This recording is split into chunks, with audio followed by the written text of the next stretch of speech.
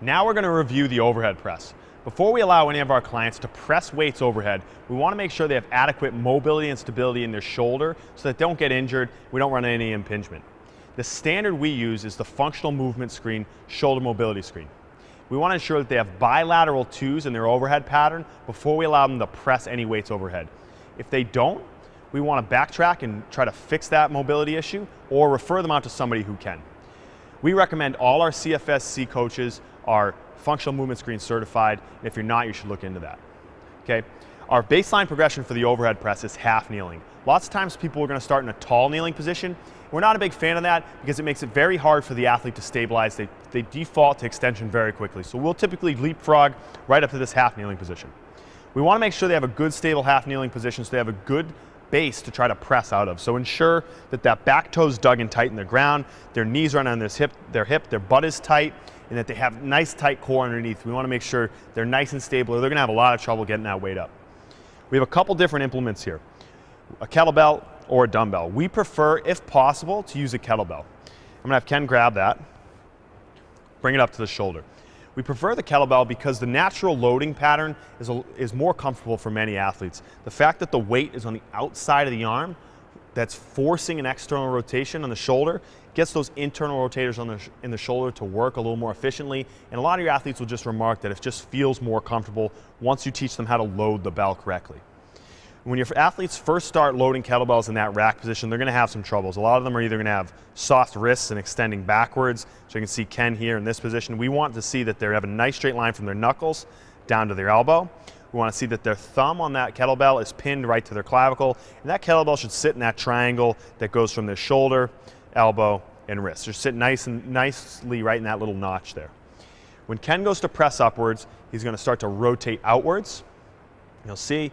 And that arm's going to be straight up over his head. So his elbow and bicep is pretty much lined up with his ear. He should rotate outwards on the way down, return that arm right back to his chest. Okay? Again, ideally we like to use kettlebells, but that's not realistic for everyone from an equipment standpoint. It's fine to use dumbbells. So if you use a dumbbell, we're lining up, we want them to start in a neutral position. So we don't want them way out here. We don't want them in here. That end of the dumbbell should be facing straight ahead. Palm should be facing in. Going to follow the same path as he presses overhead. He's going to slightly rotate outwards. Again, that arm should be right next to his head. We want to ensure that he maintains that torso position throughout the drill. So I want Ken to turn sideways so you can kind of see a side profile, what he looks like when he presses. So he's going to go in half kneeling again, grab the weight. We want to ensure that this pillar stays nice and straight from his knee to his head. Okay, so he's going to press overhead. This is a good position. But the compensation you're going to see for some of your athletes who don't have good core stability or even have a stiff T-spine or shoulder is going to be lumbar and hip extension. See how he's losing integrity here?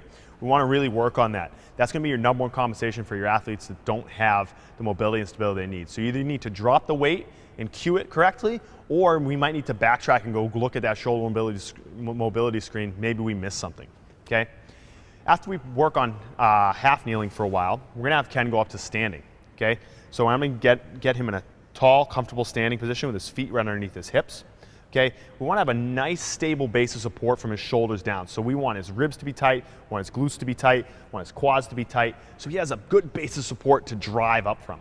Okay, we want to have again that palm facing inward in a neutral shoulder position. He's going to press up, shoulder's going to follow that same path, and he's coming right back down to the bottom.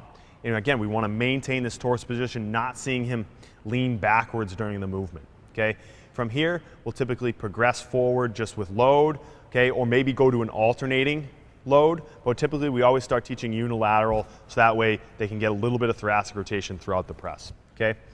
I love the overhead press, but it's not always going to be a great fit for all your athletes. Some of your overhead athletes or your athletes that might have a history of shoulder pain, this just might not be a good fit. So we don't want to put a square peg in a round hole.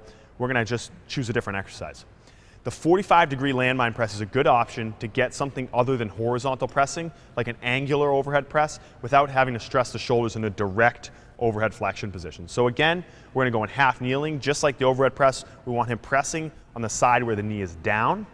When you see him set up, you should see the barbell should be just in front of the shoulder. We don't want him way in front, way behind. This is going to ensure that he's in a comfortable position at the bottom and at the top. He's going to grip it tight. He's going to press up. at an angle. You'll see it's not a direct overhead press, it's slightly forward. Again though, we want to make sure that his core integrity is nice and tight, his hips nice and tight, that he can lower back down under control. To add load to this, we could just add some plates onto here progressively, ensuring that he keeps his body in a nice position.